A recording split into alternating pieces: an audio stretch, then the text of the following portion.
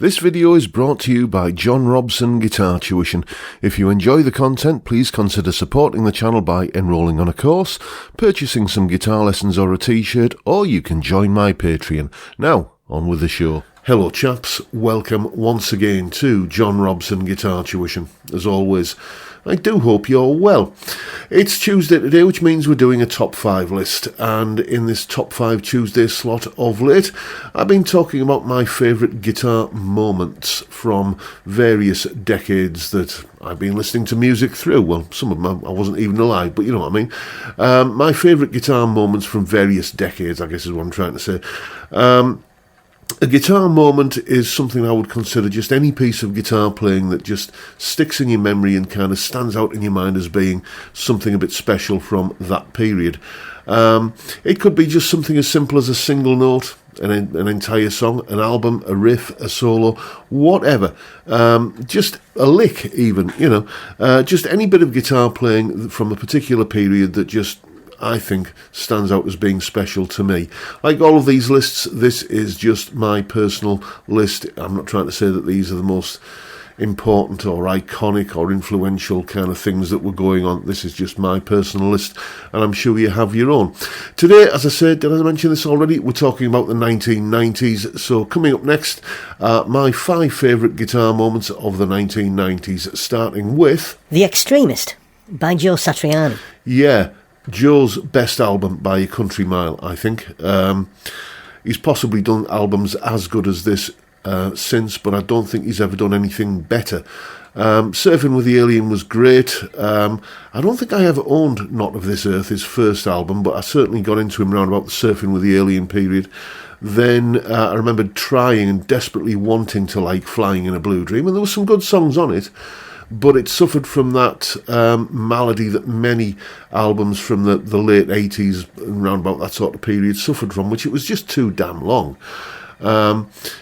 Because there was this new fangled compact disc format that could hold 75 minutes worth of music, many bands and artists felt that they had to put 75 minutes worth of music onto an album. And there was a lot of filler that, B-sides, bonus tracks and stuff like that would perhaps get the real fan base, the collector fans, happy, but to kind of pad an album out with that to make it big enough to fill a CD, I think. On Every Street by Dire Straits, On Every Street by Dire Straits is a prime example of an album that was just too long for these kind of reasons. But by the time Joe got round to, he got Flying in a Blue Dream out of his system and got round to his next album, The Extremist, it was tight, it was well put together, it was, it was a cohesive album from beginning to end. You never felt like it was outstaying its welcome. Some fantastic guitar playing and some outstanding melodies on that album.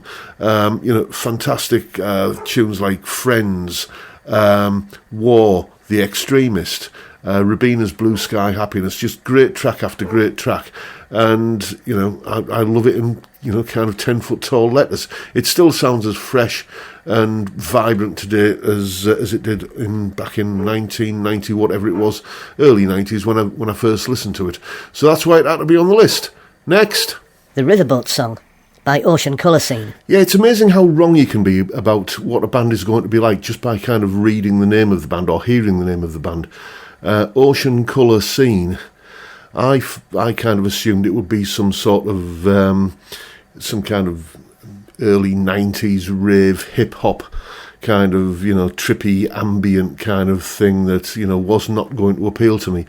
And then I heard The Riverboat Song and I thought, this is fantastic.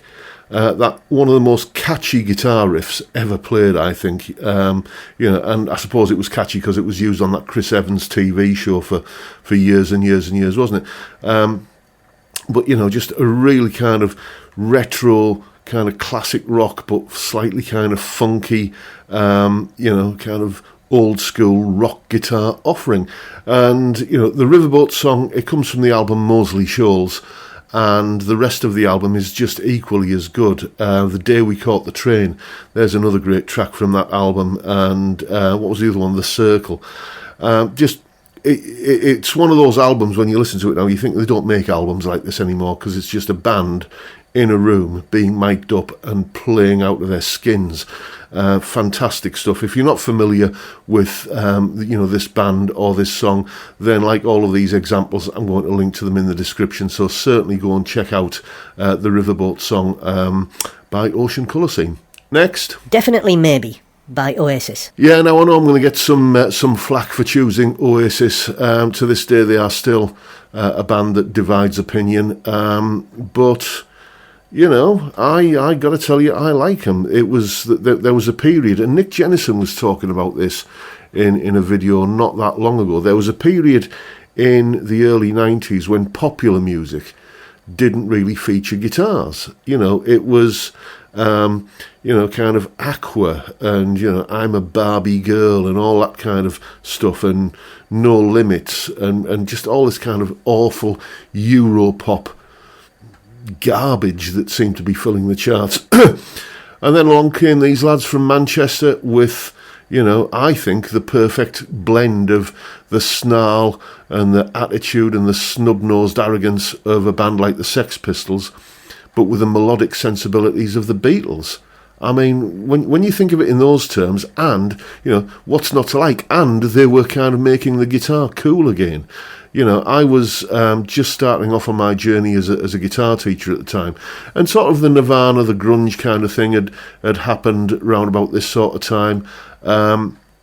But, it was really speaking, the thing that made my till start ringing a lot louder with new customers coming to me door, kids wanting to learn to play guitar, was they all wanted to play Rock and Roll Star, or they all wanted to play Live Forever, or they all wanted to play, Married with Children, any of the songs off that first album. And, as debut albums go, I think it's a really, really good offering. And again, it's like I was saying about the Ocean Colour Scene album. Whether it's true or not, I don't know, but you get the feeling that it's just a bunch of lads in a room.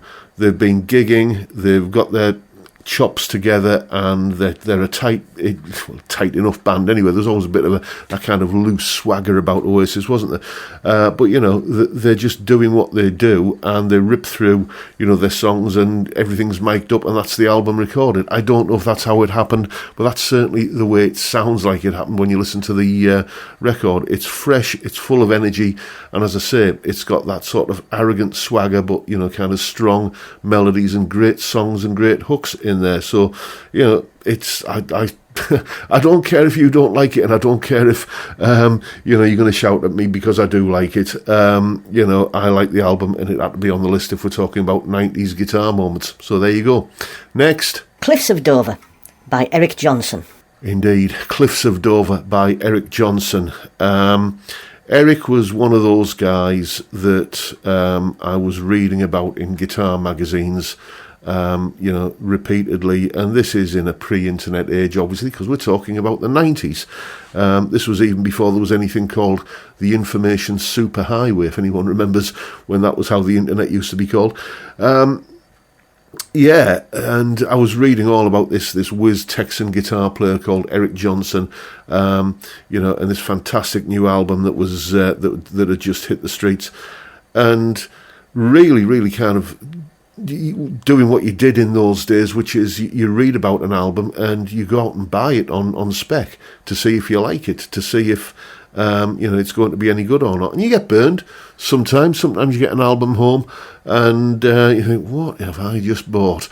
But certainly not with this one. The Arvia Musicom album is a winner from start to finish. Well, maybe not quite from the start to finish. The first kind of track, the title track, is basically little more than sound effects, so I suspect I, like many other people, tend to skip past that and just slam straight into Cliffs of Dover.